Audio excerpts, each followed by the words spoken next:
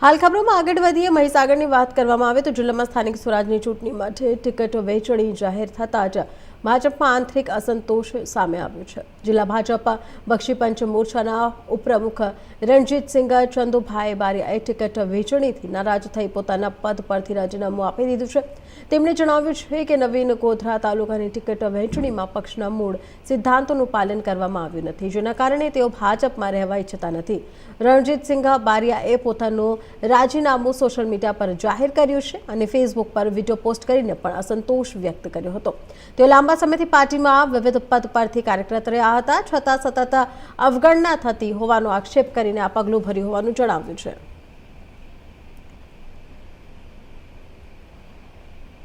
હું બારિયા રણજીતસિંહ ચંદુભાઈ આજરોજ મહીસાગર જિલ્લાના ઉપાધ્યક્ષ બક્ષીપંચ મોરચામાંથી રાજીનામું આપું છું।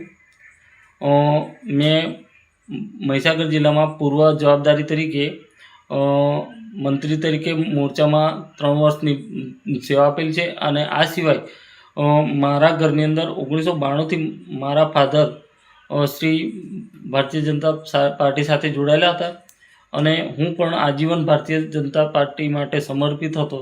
પણ મને આજે એવું થયું કે મેન્ડેટ જોતા અને જે પાર્ટી મેન્ડેટ આપ્યું એ ઉમેદવારોને જોતા એવું થયું કે આજે શિક્ષણની મોટી વાત થતી હોય ત્યારે આ શિક્ષણની બાબતમાં જે શિક્ષણ વગરના ઉમેદવારો આવતા હોય તો દેશના ભવિષ્ય સાથે ખેલવાડ થતો હોય એવું મને લાગતા